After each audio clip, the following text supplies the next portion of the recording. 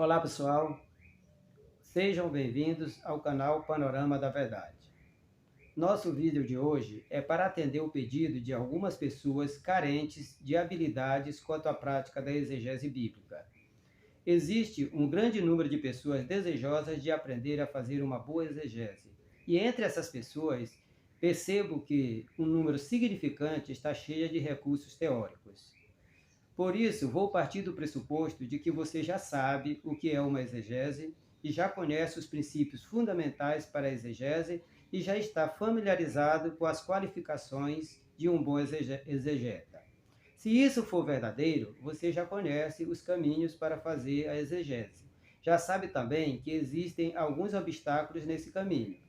Falta apenas você aprender a trilhar por esse caminho sem tropeçar nos obstáculos, pois se sua interpretação for equivocada, a sua aplicação também será equivocada, e isso acarretará em resultados desastrosos.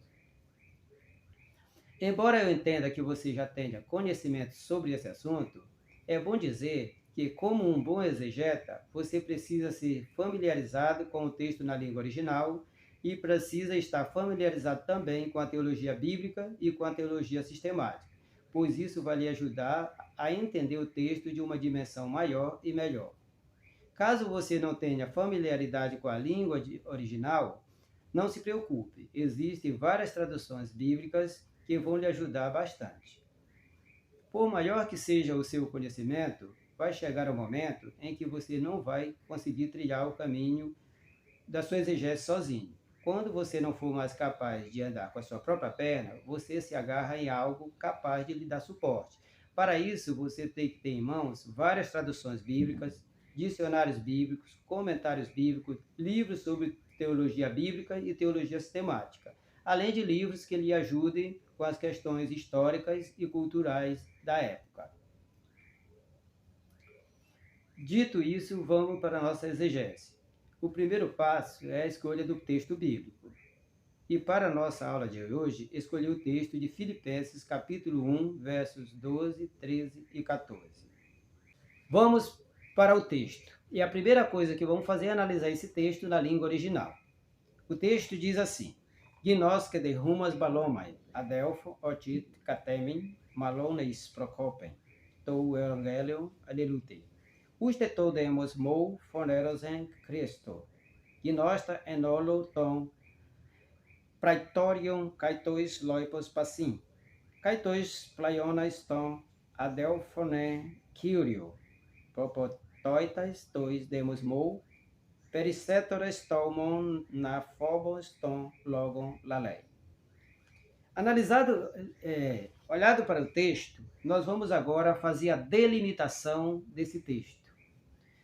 Se ele é um parágrafo, se ele é um versículo, capítulo, se ele é uma epígrafe. Eu costumo analisar esse texto em epígrafe ou em parágrafo. Então, aqui eu vou perceber, eu já analisei o texto e percebo que ele é constituído de apenas um parágrafo, tá? O meu texto, o versículo 12, 13 e 14, é constituído de um parágrafo. Esse parágrafo pode mudar se você não for direto para o texto original. As traduções bíblicas podem mudar esse texto de acordo com o entendimento do autor. Ele pode mudar o parágrafo. Por exemplo, a Bíblia King James, ela faz do versículo 12 e 13 um parágrafo e faz do 14 um novo parágrafo. A Bíblia NTLH alonga esse parágrafo até o versículo 17. A Bíblia, na versão Almeida corrigida e a atualizada, alongam esse parágrafo até o verso 18. Então, isso muda de tradutor para tradutor. Feito isso, nós vamos verificar se tem algum problema dentro desse texto. E nós vamos recorrer à crítica textual. E no texto, nós vamos perceber, você vai acompanhando aí embaixo, que o texto apresenta uma variante textual no verso 14. Tá? Alguns textos aparece o termo logon lalein, em outros logon curio lalein, e ainda em outros apresenta a forma logon touteu lalein. Então, essas são as variantes que nós encontramos no texto. Aqui eu vou mostrar também para vocês a fonte que eu pesquisei e as variantes estão todas aqui, tá? Eu não vou perder tempo explicando essas variantes, porque para não ficar tão longo o vídeo.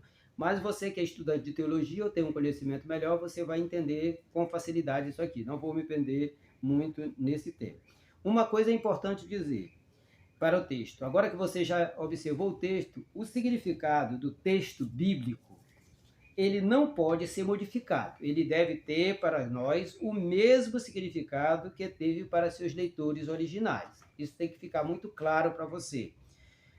Duas ou mais pessoas podem ler o mesmo texto e chegar a conclusões diferentes, tá? Isso também é possível e é muito comum que isso aconteça. Por isso, você, ao ler o texto, tem que fazer a pergunta: o que o autor disse e por que ele disse isso? Quando você for para o texto, você tem que fazer isso, tá? Feito isso, também você vai agora para as várias traduções bíblicas, tá? Você vai analisar, quanto mais traduções você puder, é melhor. Eu vou começar aqui com a tradução que eu vou chamar de tradução livre. Essa tradução livre foi uma tradução que eu fiz. Eu não consultei nenhuma tradução. Eu fui para o texto original e fiz a minha própria tradução. Tá?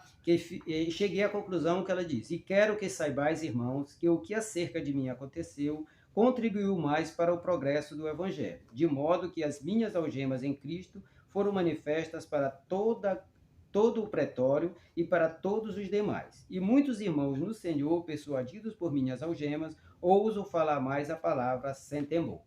Então, essa foi a tradução que eu fiz. Feito a minha tradução, eu vou também pesquisar várias traduções para fazer comparações. E quando você fizer isso, quando você verificar essas traduções, você vai perceber que vai mudar alguns detalhes de uma tradução para outra. Aí você vai trabalhar em cima disso para chegar à sua conclusão na sua exegese. Tá? Aí, quanto a isso, você vai agora trabalhar em cima do texto. Você vai fazer o fluxograma, aquilo que eu chamo de fluxograma. O que é isso? Você vai pegar esse texto e vai dividir esse texto em orações coordenadas e orações subordinadas. Tá? Eu vou correr um pouquinho aqui para não alongar o vídeo. Vai ficar assim: e quero que saibais, irmãos, que o que acerca de mim aconteceu contribuiu mais para o progresso do Evangelho, de modo que as minhas algemas em Cristo foram manifestas em todo o pretório e a todos os demais. Você percebeu que aqui em cima tem uma oração coordenadas e algumas subordinadas a ela, que eu fui quebrando, afastando da margem para mostrar que ela é subordinada. Aí tem uma outra oração coordenadas aqui em cima. E muitos irmãos do Senhor, persuadidos por minhas algemas, ousam falar mais a palavra sem temor ou com ousadia. Então você percebeu que aqui está mais uma oração coordenada. Interessante isso aqui, porque você vai perceber que se o seu texto tem duas orações coordenadas, se você for expor esse texto na igreja, for fazer seu sermão, o seu sermão também vai ter 2 pontos, tá? Então é importante. Feito isso, nós vamos também fazer algumas perguntas para esse texto, dentro desse texto. Eu já pesquisei, quando você pegar seu texto, você vai pesquisar também. A minha pesquisa já me mostra que quem é o autor do texto é Paulo. Então eu vou fazer as perguntas do seguinte modo: Paulo quer que os irmãos saibam. O que quer que os irmãos saibam? Ele queria que ele soubesse alguma coisa. Aí você pergunta: o que Paulo quer que os irmãos saibam? Essa pergunta você faz para o texto você mesmo. Que as coisas que acerca dele aconteceram contribuíram. Para que essas coisas contribuíram? Para o progresso do Evangelho. De que maneira essas coisas aconteceram? De modo que foram manifestas em todo o pretório e a todos os demais. Então, você feito essas perguntas para o texto, e você vai agora para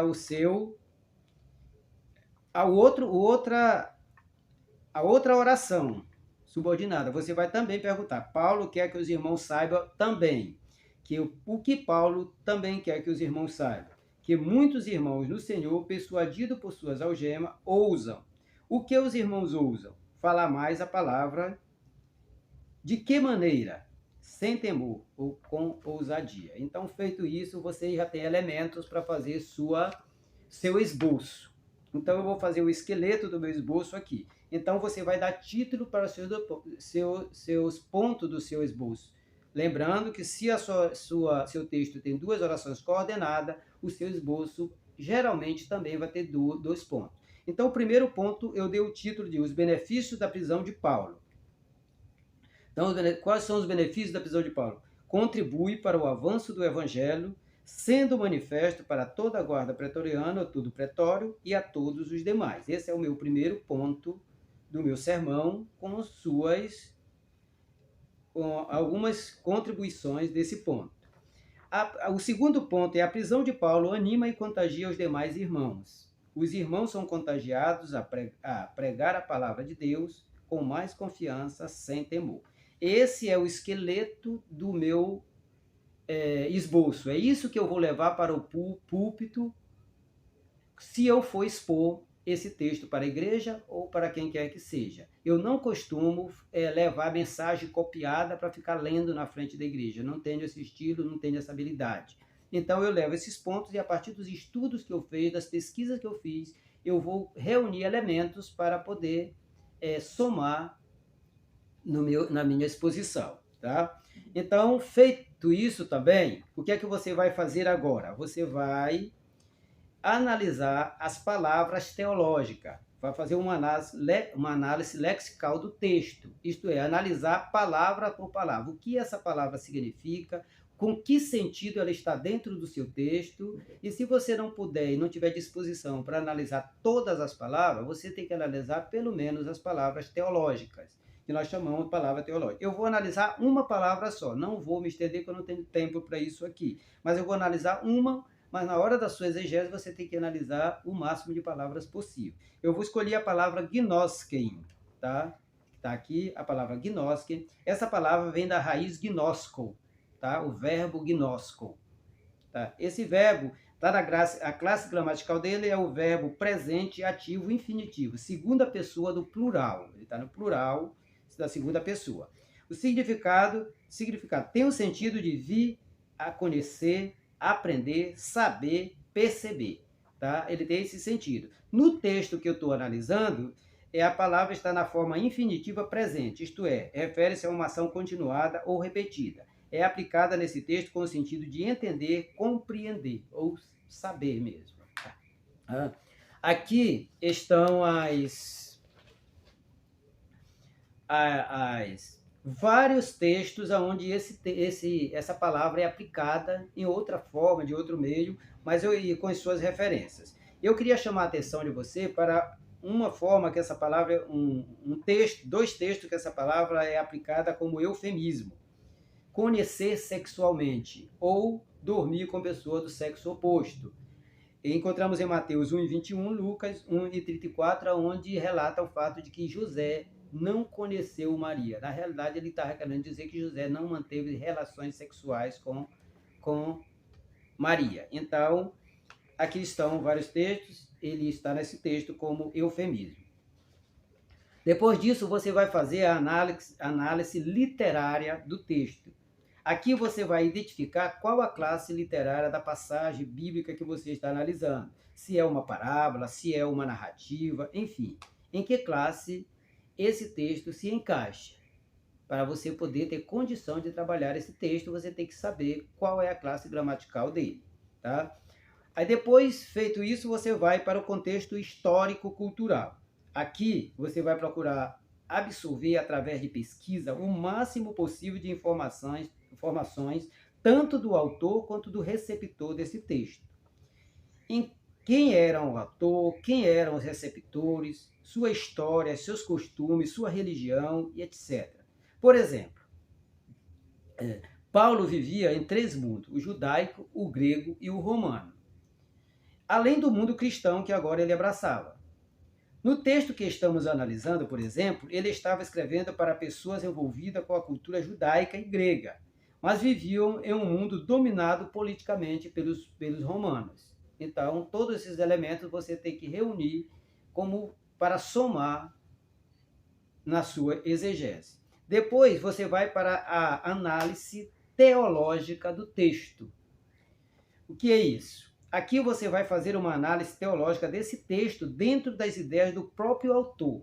Suas argumentações do livro como um todo, suas argumentações dentro do livro como um todo e também dentro do contexto que você está. Se esse autor tiver outros livros, como é o caso do Paulo aqui, você vai analisar também esses outros escritos. Isso nós chamamos de teologia bíblica. Teologia bíblica, você analisa o texto especificamente do autor, nas ideias do autor, o que ele entendia sobre a teologia daquele autor.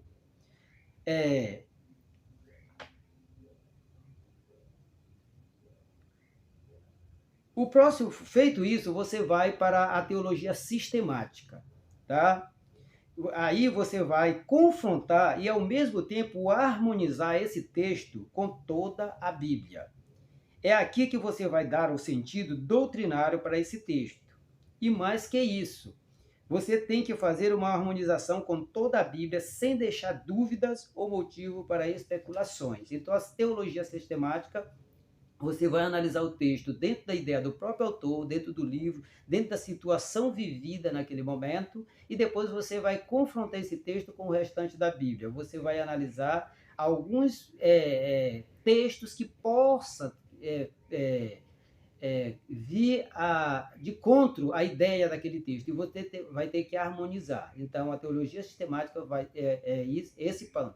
Você vai sistematizar esse texto com toda a Bíblia para você chegar a uma conclusão doutrinária para passar para a igreja onde você está expondo o texto. Com essas informações, espero ter contribuído para que você possa fazer uma boa exegese. Se você gostou do vídeo, inscreva-se no canal, curta o vídeo e acione o sininho para novos vídeos e notificações.